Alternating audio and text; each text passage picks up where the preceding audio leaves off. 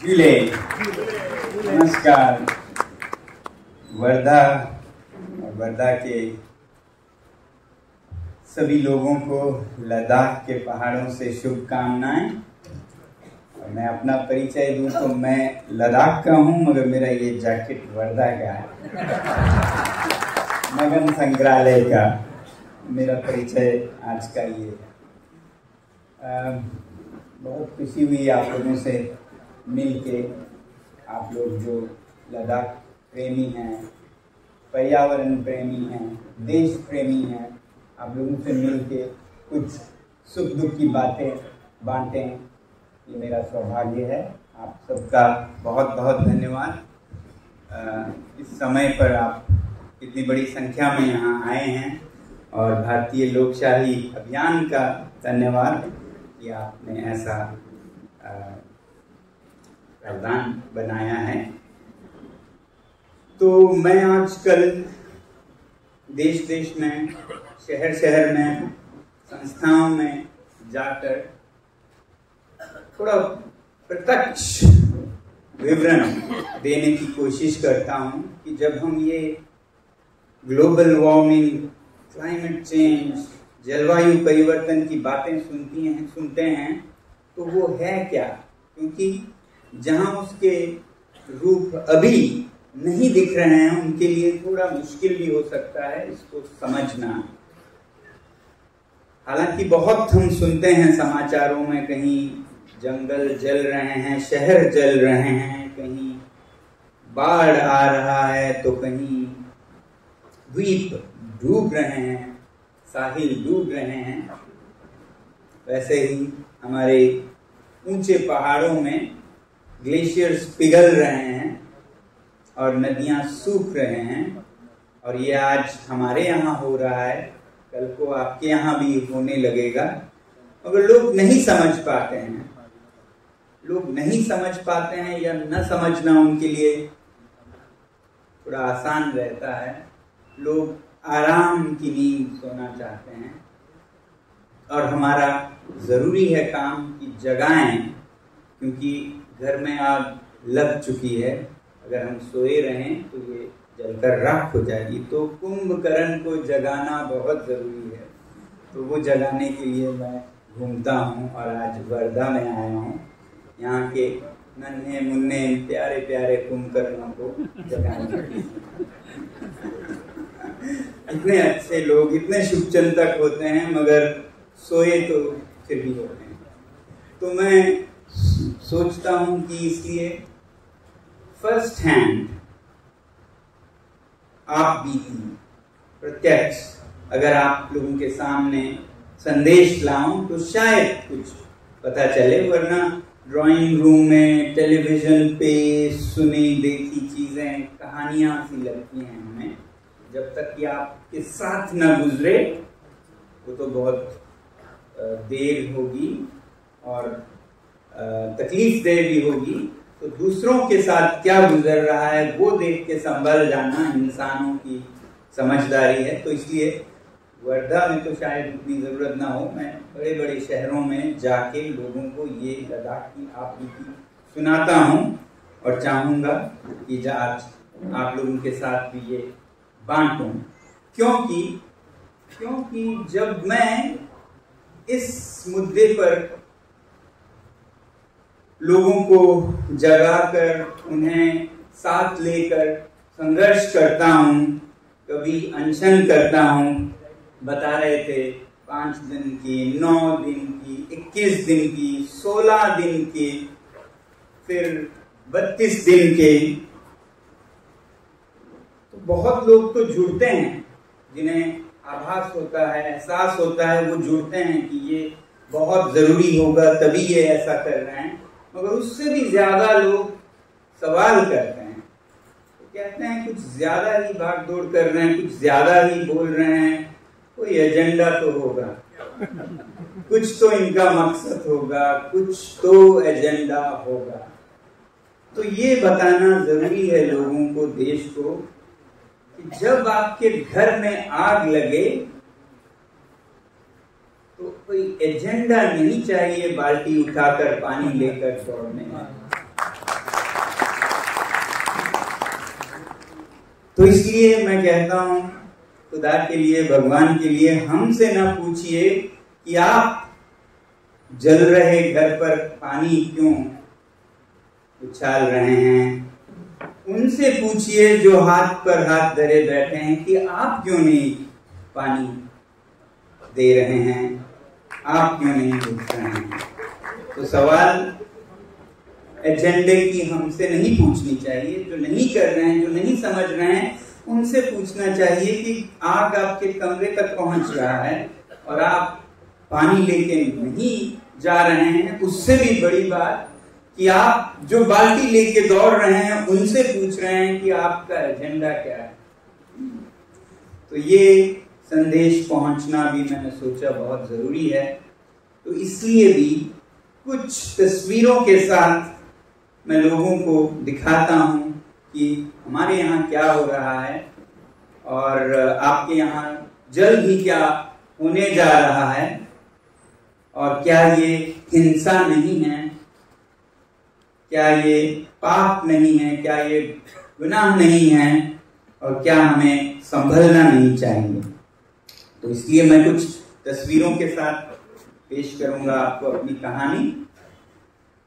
वो जो आप देख रहे हैं वो लद्दाख है। भारत के मानचित्र पर सबसे ऊपर, भारत के ताज की तरह, जम्मू कश्मीर के ही ऊपर लद्दाख का अभी केंद्र शासित प्रदेश है, और ये हिमालय से भी पार है। लोग सोचते हैं हिमालय में है, मगर हिमालय के पार है, और हिमालय के पार में जमीन आसमान का फर्क है।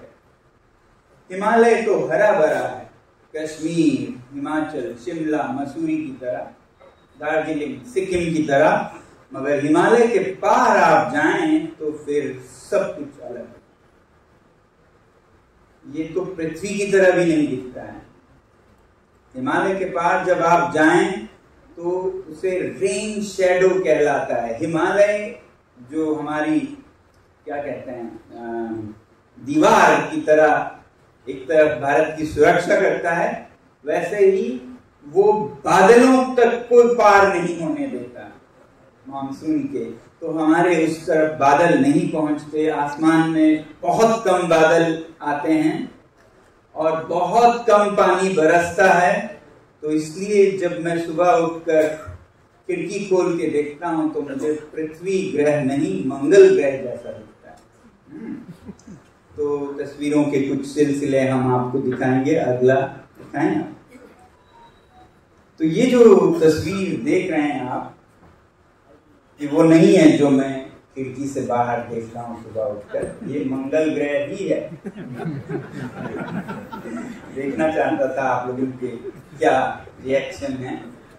तो मंगल ग्रह ही है, मगर मैंने इसे यहाँ रखा है, एक तो आप उनको थोड़ा जगाने के लिए, दूसरा आपको कुछ तुलना के लिए देने के लिए कैसा है लद्दाख। ये सच में मंगल ग्रह है, जहां पर कुछ नहीं उगता, जहां लोग नहीं रह पाते हैं, और लद्दाख है वो कितना फर्क है आप अगले तस्वीर में देखिएगा। ये चांद नहीं है, मंगल ग्रह नहीं है, ये लद्दाख है, और लगभग वैसा ही है जैसा आपने मंगल ग्रह देखा। सिर्फ फर्क है तो वो भटकते हुए बादल जो हिमालय से भी बगावत करके आ गए, वो कुछ बादल के टुकड़े और फिर कुछ इंसानी निशान, यही है फर्क, वरना ये मंगल की तरह ही है। आपको लग रहा है कि नहीं? तो ये इतना अलग है, इतना मुश्किल है, दूर है, सुदूर है, इतना कि 6 महीने के लिए ये कटा रहता है दुनिया से। 6 महीने के लिए कटा रहता है। अभी जब मैं आया तो मैं रास्ते से नहीं आ पाता, चाहता भी तो नहीं आता, क्योंकि रास्ते बंद हैं, दर्रे जो पासेस हैं वो बंद हो चुके हैं, गाड़ियों की कोई आवाजाही नहीं है, सिर्फ हवाई जहाज ही एक माध्यम है। आप समझ सकते हैं ऐसा कैसा होता होगा जिंदगी। आप कहते हैं ना, यहाँ मेरे घर में ये मुश्किल है, मेरे दफ्तर में ये मुश्किल है, तो मैं कहता हूँ मुश्किलों की राजधानी है लद्दाख। तो हमारी मुश्किलें सुने तो फिर आप सोचेंगे मेरी मुश्किल कितने कम है। तो 6 महीने के लिए तो बंद रहता है, 5-6 महीने के लिए। और आप सोचिए अगर वर्धा के सड़कें 6 दिन के लिए बंद कर दिए जाए तो कैसा लगेगा। बड़े बड़े रैलियां निकलेंगे, पथराव शायद हो, और हम 6 महीने के लिए। और यहाँ हर तरह की मुश्किलातें हैं।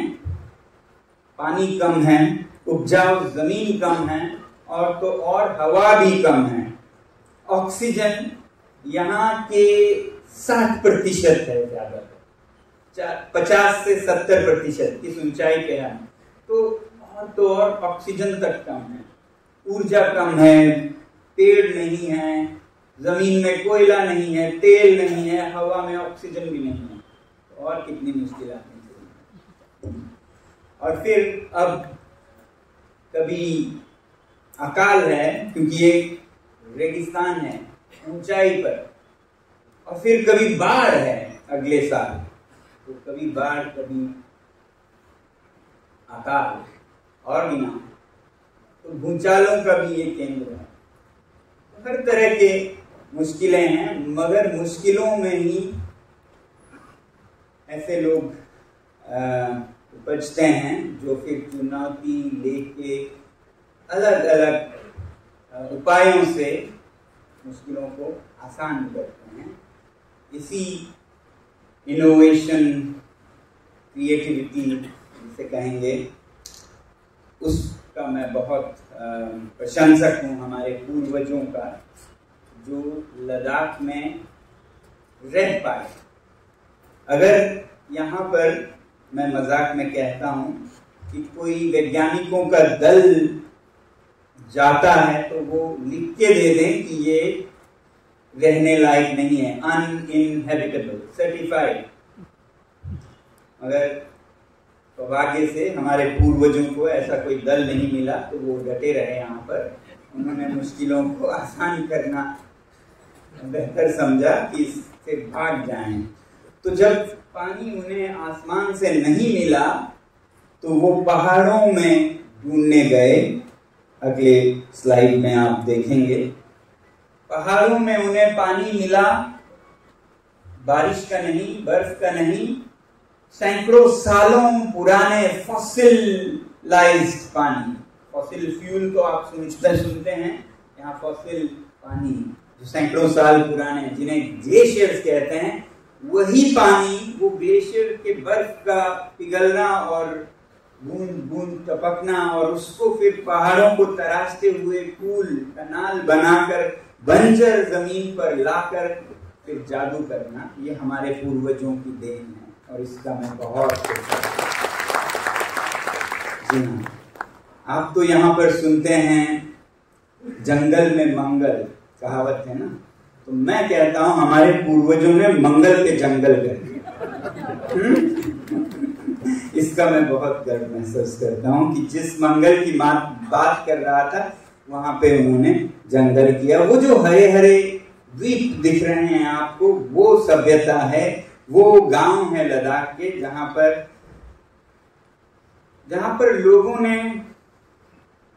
वृक्षारोपण किया, क्योंकि एफॉरेस्टेशन के सिवाय डिफॉरेस्टेशन को तो आपको कुछ मिलेगा भी नहीं। तो ये एक जगह है जहां पे सिर्फ एफॉरेस्टेशन ही हो सकता है।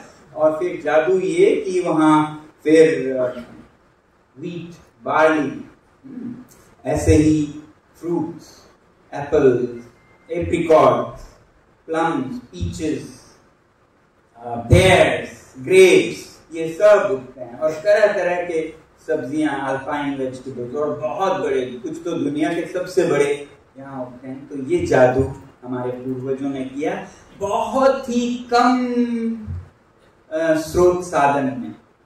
ये मैं इनसे सीखने की कोशिश करता हूँ कि बहुत कम साधन में भी आप सिर्फ बच नहीं सकते बल्कि फल फूल सकते हैं। They did not only survive, but they thrive. फले फूले सैकड़ों हजारों साल इन पहाड़ों में बहुत कम साधनों में। अगले पे जाएं तो आप देखेंगे कि ऐसी एक रंगीन सभ्यता, colourful civilisation with its own language, literature, music, dance, spirituality पनपा इन पहाड़ों में, जहां इंसान को रहना ही नहीं चाहिए था, जो आज के अगर वैज्ञानिकों को पूछे तो ये सब मुमकिन किया हमारे पूर्वजों से। तो हम नम्रता से उनसे सीख कर फिर आगे नवाचारी विचारों से इन पहाड़ों को ले जाना चाहते हैं, ना कि उनके किए कराए को भी हम बिगाड़ दें। आज के युग में जब हम कहते हैं हमने इतनी विकास की है तो ये पे आप जाते हैं। तो मैं कह रहा था बहुत मुश्किलातें हैं, मगर जैसा अंग्रेजी में कहते हैं when the going gets tough, tough get going। जब मुश्किलातें हैं तो उतने ही कठोर और उतने ही मजबूत इंसान बन जाते हैं। प्रकृति का ये नियम है। आपके लिए अगर जिंदगी बहुत आसान है तो खबरदार, आप बहुत कमजोर होंगे, और आपकी जिंदगी अगर बहुत कठोर है, मुश्किल है, तो आप बहुत और मजबूत होंगे। तो अब नए और चुनौतियां आ रहे हैं लद्दाख में, जैसे जलवायु परिवर्तन, ये विश्व का गर्म होना, और जिसके कारण हमारे ये ग्लेशियर्स जिन पे कि हम निर्भर करते हैं, जिनके बिना जीवन नहीं है वहां, वो पिघलते जा रहे हैं और पिघलते खत्म होते जा रहे हैं। और इसमें लद्दाख के लोगों का बहुत बहुत कम योगदान है।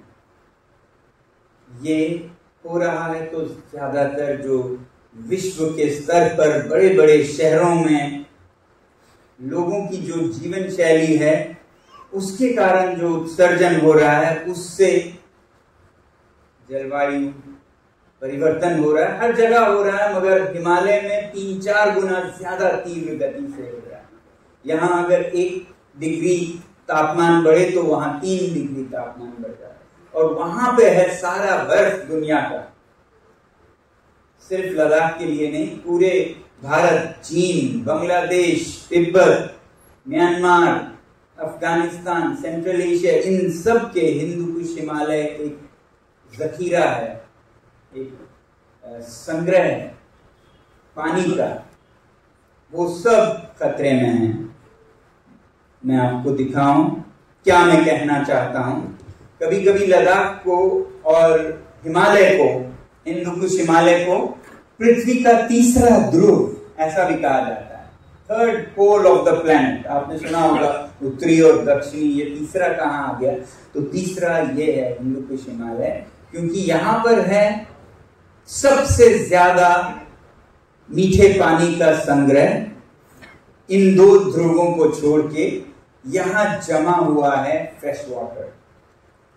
लगभग 50,000 ग्लेशियर हैं इन पहाड़ों में, और आपको अगर दिखाऊं मैं तो ये तस्वीर मैंने ऐसे ही हवाई जहाज से लिया, और एक फ्रेम में आप 10 ग्लेशियर्स देख सकते हैं। तो आप सोच सकते हैं इस तरह से ये ग्लेशियर्स का एक क्या कहें आलय है, इसीलिए हिम आलय शायद कहा गया, हिम का आलय, पानी का, जल का आश्रय है।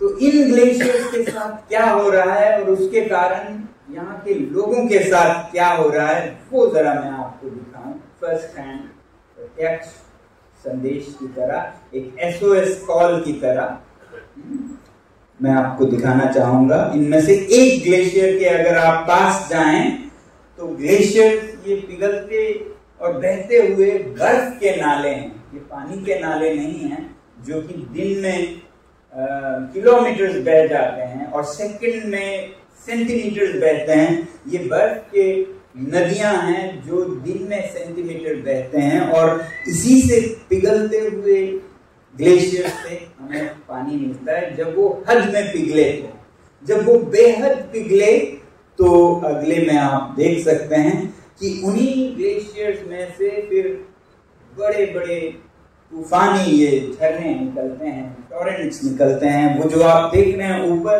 वो ग्लेशियर का मुख है या स्नाउट जिसे कहते हैं, और आप देख रहे हैं ये काले पड़े हुए हैं, तो बर्फ के काले पड़े हुए हैं। तो एक तरफ तो आपका कार्बन उत्सर्जन है जिसके कारण पूरा विश्व गर्मा रहा है, दूसरी तरफ जो हिमालय के आसपास के लोगों का उत्सर्जन भी नहीं कहूंगा, जो पोल्यूशन, हवा में जो धुआं, काला धुआं, चाहे वो फिर गाड़ियों से निकले, कारखानों से निकले, या घरों के चूल्हे और गर्मी के लिए जलाए जाने वाले आग से निकले सर्दियों में, या फिर टूरिस्ट के बसों से, डीजल टैक्सी से निकले, या उनके लिए खाद्य पदार्थ लाने वाले ट्रकों से निकले, उन सब के धुएं को हवा उड़ा कर ले जाती है और बर्फ पर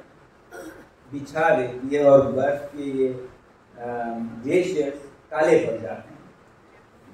और फिर जब काला पड़ता है तो वो सूरज को रिफ्लेक्ट ना करके सोख लेता है और गर्म होकर और भी तेजी से पिघल जाता है।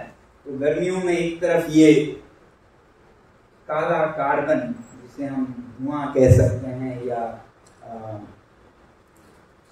स्मोक, ब्लैक कार्बन कहते हैं वो, और फिर तापमान का बढ़ना गर्मियों में, और अगर फिर कुछ बारिश भी हो जाए तो फिर आपदा आती है, और ये बहुत भयानक होता है।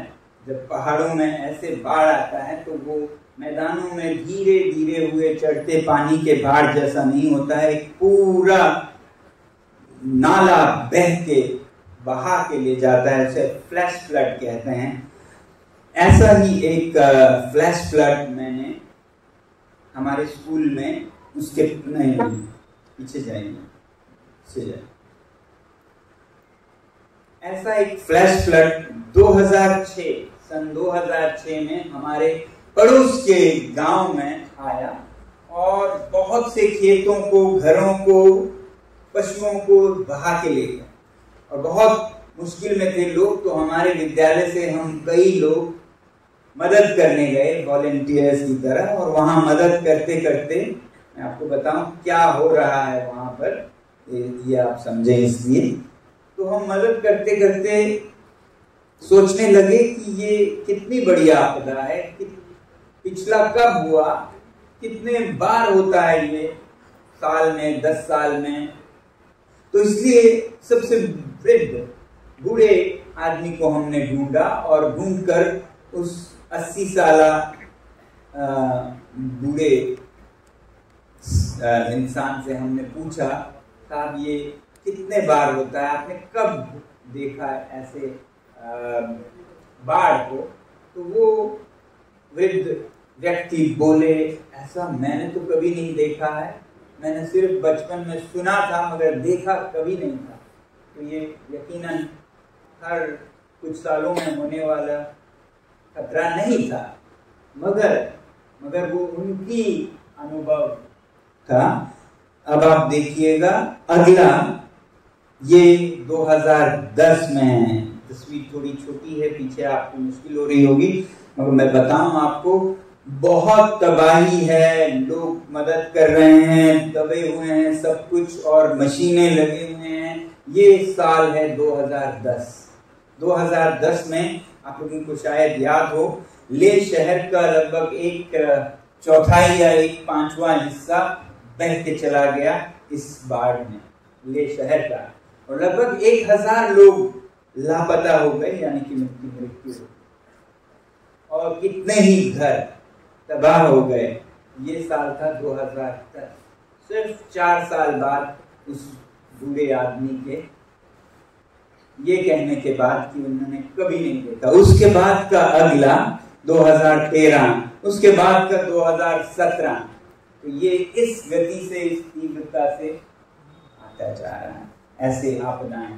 तो ये जीवन बन रहा है ऊंचे पहाड़ों में लोगों का, और जल्द ही यहाँ और जगहों पे भी होगा। आज लॉस एंजलिस देख रहा है, कल ऑस्ट्रेलिया देख रहा था, तो ऐसे ही हमारे साहिल पे जो समुद्र तल पे हैं वो देखेंगे, तो कब तक हम तमाशा देखेंगे, हरकत में कब आएंगे, ये हमें सोचने की बात है, जागने की बात है। इसलिए मैं ये आप सभी के सामने लाना चाहता था कि हालात ऐसे हैं, घर जल रहा है कहिए या घर डूब रहा है, और ऐसे में कुछ करें तो ना पूछिए कि एजेंडा क्या। तो बाल्टी उठाइए या कदम उठाइए, जीवन शैली बदलिए कि जिस कार्बन डाइऑक्साइड के कारण ऐसा हो रहा है उसे कम करें हम, जो जरूरत नहीं वो ना करें हम। तो कुछ तो बदलना होगा, वरना जो कर रहे हैं वैसा ही करें तो उससे भी बुरा होता जाएगा। और जो बड़े शहरों में लोग हैं जिनकी जीवन शैली बहुत क्यों कहिए सोफिस्टिकेटेड है या कॉम्प्लिकेटेड है, जहां आपको बिजली चाहिए, सीढ़ी चढ़ने के बजाय बिजली से चढ़ेंगे, गर्मियों में कड़कती गर्मियों में 50 डिग्री हो रहा होगा मगर अंदर आपको रजाई पहन के सोना है, कंबल पहन के सोना है, एसी से आप 18 डिग्री करेंगे, लद्दाख से भी ठंडा दिल्ली में, नागपुर में, वर्धा में करेंगे। ऐसी जीवन शैली अगर जिए तो फिर हैरान भी नहीं होना चाहिए, जो हो रहा है वो उसी अनुसार हो रहा है।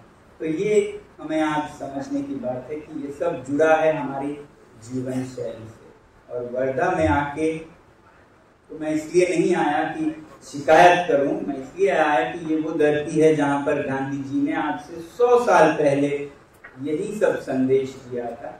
जैसे बता रहे थे कि सबके जरूरतों के लिए काफी है इस पृथ्वी पर, मगर लालसा के लिए, अय्याशी के लिए नहीं है काफी। उन्होंने ये भी कहा था अगर हम भारत के इतने बड़े देश के लोग भी यूरोप की तरह अगर उसे विकास कहें तो हमें 5 पृथ्वी चाहिए। यूरोप के विकास के लिए एक पूरा पृथ्वी लग गया, अगर भारत वही चाहे तो फिर 5 पृथ्वी चाहिए, चीन चाहे तो और 5 पृथ्वी चाहिए। कहां से लाएंगे हम 10 पृथ्वी? एक हमारी हालत जो हो रही है उसे समझें और संभलें। ये आज संदेश हम आप सबको मिल के देने की जरूरत है, वादा से देने की जरूरत है। तो हम लद्दाख में हालांकि हम शिकार हैं, हम विक्टिम्स हैं, हमारा बहुत योगदान नहीं है इस हालत को बनाने में, मगर हम सोचते हैं कि हमें भी अपना सब कुछ करना चाहिए कि ऐसा सब कम हो जिसके कारण ये बिगड़ रहा है, और जो हो रहा है उसके साथ हम अपने जीवन को ढालें। तो इसलिए हम यहाँ लद्दाख में पिछले 35 सालों से कोशिश करते आए हैं कि हम ऐसे जिएं कि हम आनंद से जिएं, विकसित हों, मगर ऐसे विकसित हों कि किसी और की हानि ना हो, पड़ोसी की हानि ना हो, मानव जाति की हानि ना हो। और सिर्फ मानव जाति जरूरी नहीं है, पशु पक्षी, कीड़े मकोड़े, वादियां, ग्लेशियर्स, इनमें किसी की हानि ना हो। और ये संभव है, थोड़ी सी अगर हम नवाचारी तरीके से, इनोवेटिव क्रिएटिव तरीके से जिएं और अपनी जरूरतें दूसरी तरफ कम करें, तो ये संभव है कि हम ऐसी जीवन जिएं कि किसी और को नुकसान न करें। तो ये जो विद्यालय आप देख रहे हैं लद्दाख में हमने शुरू की, एक तरफ तो शिक्षा में जो शिकार बच्चे हैं जिनको फेल बोल के निकाल दिए जाते हैं उनके लिए आश्रय हो, इसलिए इस विद्यालय को जाना जाता है वो विद्यालय जहां पर एडमिशन के क्राइटेरिया आपके मार्क्स नहीं है बल्कि आप फेल हुए हैं, वो है। जैसे बता रहे हैं अगर आप फेल नहीं हुए और बहुत कुछ कर लिया, डिस्टिंक्शन वगैरह ला दिया, तो फिर वेटिंग लिस्ट में रखेंगे। तो एक तरफ उनको एक नई उम्मीद और अवसर देना, दूसरी तरफ बड़ों को, छोटों को ही नहीं, बड़ों को और दुनिया के बड़ों को ये दिखाना कि संभव है जीना एक वैकल्पिक जीवन अलग तरीके से। तो इसलिए इस विद्यालय के सारे भवन मिट्टी से बने, मिट्टी जो कि आपके पैरों के नीचे, गांधी जी ने कहा 5 किलोमीटर के अंदर बल्कि मिट्टी तो आपके पैरों के ही नीचे है, उससे आप मकान बना सकते हैं।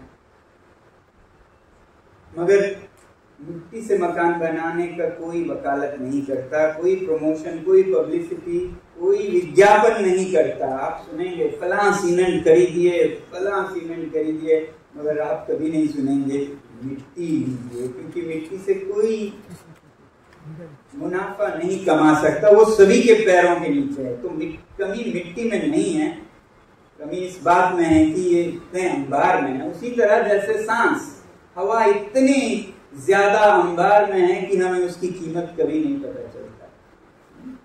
जब ये भी जहरीला हो जाएगा तब हम तड़पेंगे, मगर तब तक हम इसकी कीमत नहीं समझेंगे। वैसे ही मिट्टी की नहीं समझते हैं।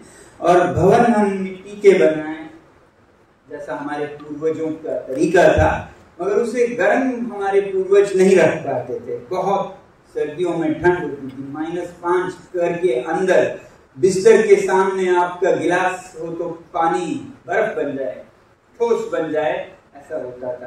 तो हमने कहा कि वो उनके जमाने का था, आज विज्ञान आया तो उसे सकारात्मक रूप से कैसे जोड़ें और उनसे बेहतर एक कदम आगे जाएं, ना कि उनके किए कराए को फेंकने।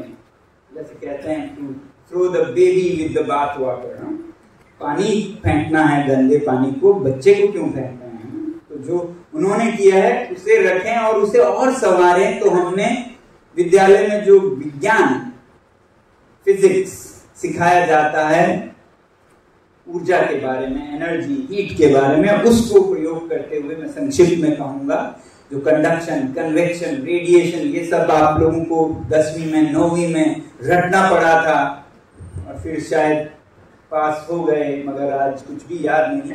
उन सब को अगर प्रयोग में लाएं तो लद्दाख में ऐसे भवन बन सकते हैं कि जो सर्दियों में दिल्ली से भी ज्यादा गर्म रहते हैं।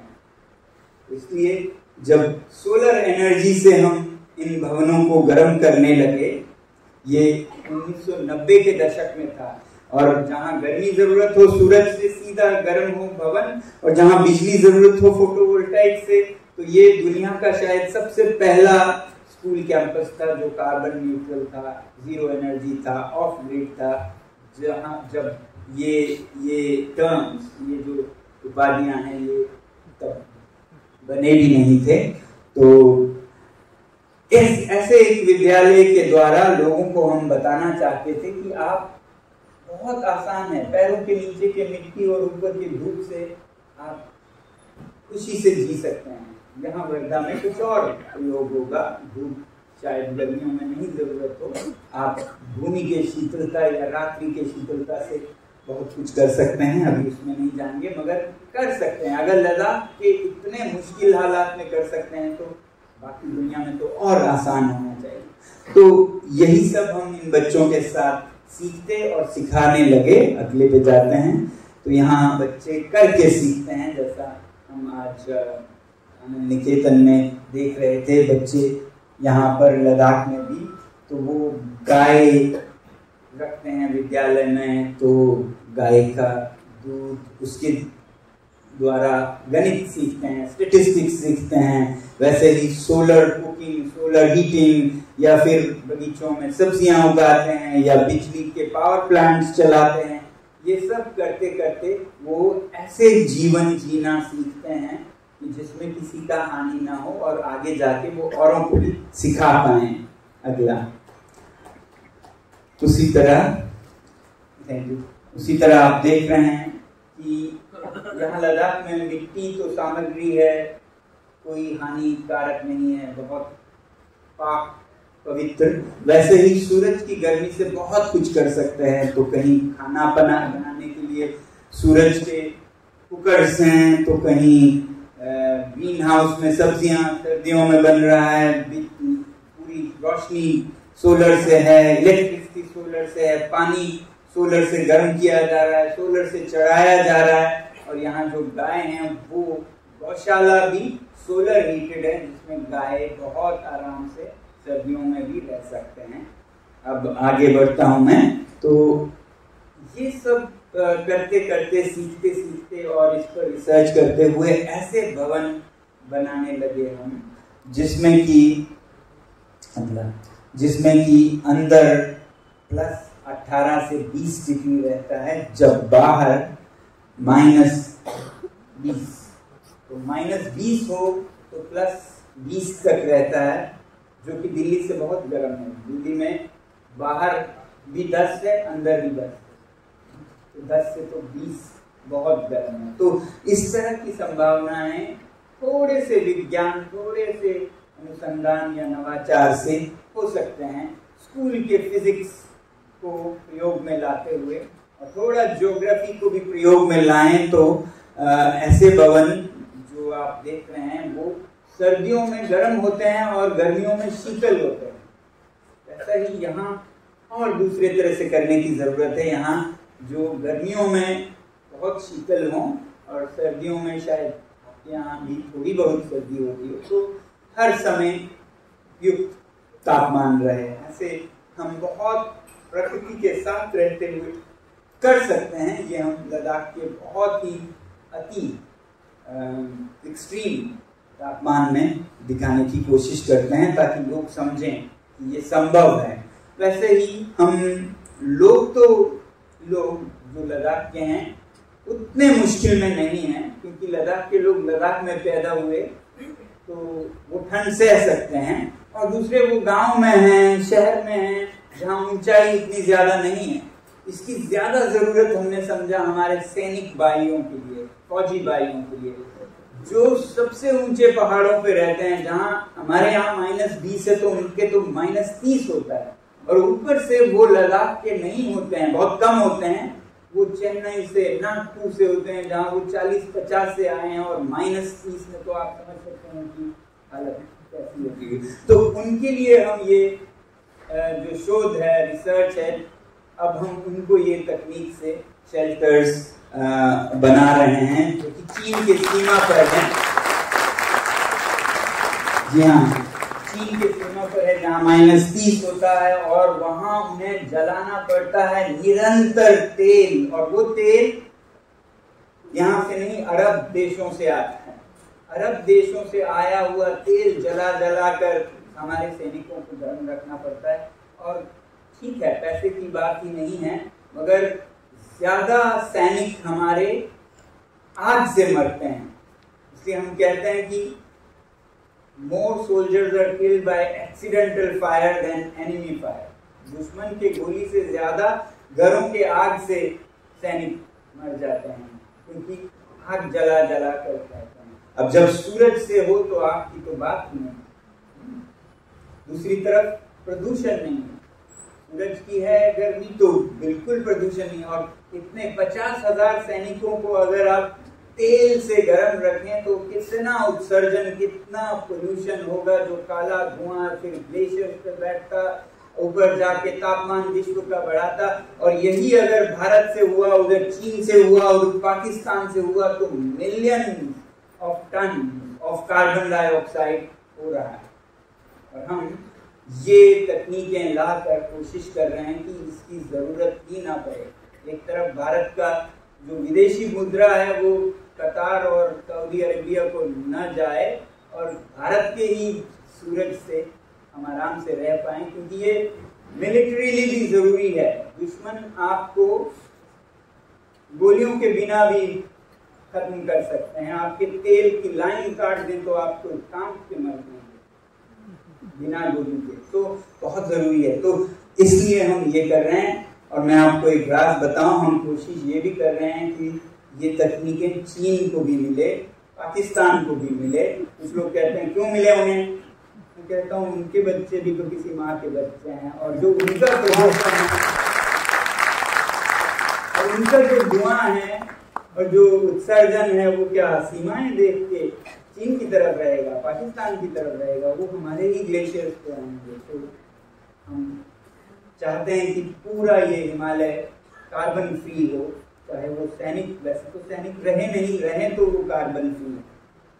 तो ये हम कोशिश कर रहे हैं, और सैनिकों से मिलके उनके मुश्किलातें समझ के उनके साथ हम उनके समस्याओं को सुलझाने की कोशिश करते हैं। अब मैं ज्यादा नहीं कहूँगा, आप लोगों से अगर प्रश्न करने की समय देते हैं, कैसा है आप बताइएगा। इसी तरह हम पानी की समस्या, जो ग्लेशियर्स पिघल रहे हैं उन्हें कृत्रिम ग्लेशियर्स, आर्टिफिशियल ग्लेशियर्स बनाकर थोड़ी उसकी आयु और बढ़ाएं। जैसे तो सारे ग्लेशियर्स अगर खत्म हो जाएं तो 30-40 साल में हम सब शरणार्थी बनेंगे लद्दाख के लोग, और हम कहलाए जाएंगे क्लाइमेट रेफ्यूजी, जलवायु शरणार्थी। और ऐसा शुरू हो चुका है, 1-2 गांव पहले से ही विस्थापित हो चुके हैं केवल जलवायु परिवर्तन के कारण। तो ऐसा होते हुए देखते न रहें, हम अपने आप को ढालें उसमें। तो जैसे पिछला उदाहरण मिटिगेशन का था, ये एडेप्टेशन का है, जिसमें हम जो ग्लेशियर से पानी आता है जो कि सर्दियों में जाया होता है क्योंकि सर्दियों में खेती नहीं होती, उसे फिर जमा कर उसको जनवरी से जून तक जमाए रखें और मई जून की गर्मी में फिर वो पिघल के किसानों को मिले। थोड़ा जल्दी से जाऊंगा। ऐसे हिम पर्वत जो कि प्राकृतिक रूप से बिना पंप के, बिना पावर के, बिना पोल्यूशन के, बिना पावर बिल के नेचुरल ग्रेविटी से चले, ऐसे अनुसंधान, ऐसे आविष्कार पे हम कोशिश कर रहे हैं लद्दाख में। तो ये जो ग्लेशियर्स हैं ये फिर जून तक बने रहते हैं और फिर मई जून में जब वो पिघलते हैं तो धीरे धीरे अपना पानी छोड़ते हैं। ये पानी वो पानी है जो जनवरी में बहकर अरब सागर में पहुंच जाना चाहिए, तो उसे रोक कर जमाए रखे हैं। तो अगले में आप देख रहे हैं, फिर इसके साथ हम पेड़ पौधे उगा सकते हैं। तो इस तरह के कोशिशें हम करते हैं लद्दाख में, मगर ये काफी नहीं है। हम सबको मिलकर, क्योंकि ये उत्तर नहीं है, ये इन पर हमें गर्व नहीं है, ये आइस स्तूपा हो या ये सोलर के मकान हो, ये बहुत छोटे छोटे खेल खिलौने जैसे हैं, क्योंकि सबसे बड़ा उत्तर तो हमारे हाथ में नहीं है, वो हाथ में है नई दिल्ली के, नागपुर के, वर्धा के, न्यूयॉर्क के, लंदन के, चेन्नई के लोगों के हाथ में, क्योंकि उनके जीवन शैली से ये सब हो रहा है। तो इसी पर ध्यान आकर्षित करने के लिए हम लद्दाख में पिछले 5-6 सालों से खासकर आवाज उठाते आए हैं कि लद्दाख में जो हो रहा है, विश्व के जो स्तर पे जो हो रहा है, तो आप सब विश्व के नेता मिलके करें, उत्सर्जन के सीमाएं तय करें, कार्बन न्यूट्रल होइएगा 2040 तक, 50 तक दुनिया के लगभग सब देश अपना वादा कर रहे हैं, मगर भारत का 2070 है, वो मुझे बहुत दूर का लगता है। 2070 किसने देखा है?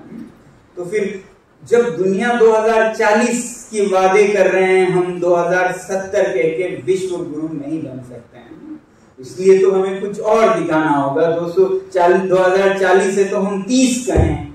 तो इसलिए मैं चाहता हूं कि भारत सरकार अपनी ये जो सीमा घोषित की है कार्बन न्यूट्रल होने की, उसे कम करें। हम सब लोग कहें कि हम आपका साथ देंगे, हम अपनी जीवन शैली सादा करेंगे और आप घोषणा कीजिए 2040, क्योंकि हमारे नेताओं का 2070 कहना ये उनकी दशा नहीं दिखाता है, हमारी जनता की दशा दिखाता है। वो शायद सोचते हैं ये लोग समझेंगे नहीं, ये कहाँ करने वाले हैं, तो हम नहीं कर पाएंगे। क्योंकि सरकारों पे बहुत बार बहुत लोग कहते हैं ये सरकार 2070 के टारगेट रख रहे हैं। तो कभी कल मैं बहुतों से, पर्यावरण प्रेमियों से ये सुन रहा था कि सरकार आप देखो बिजली घर बना रहे हैं कोयले के, सरकार एक फ्लाईओवर इतने ज्यादा बना रही है, सरकार पेड़ काट रहे हैं। मैं फिर बोलने लगा कि सरकार या नेता उनके अपने लिए कर रहे हैं?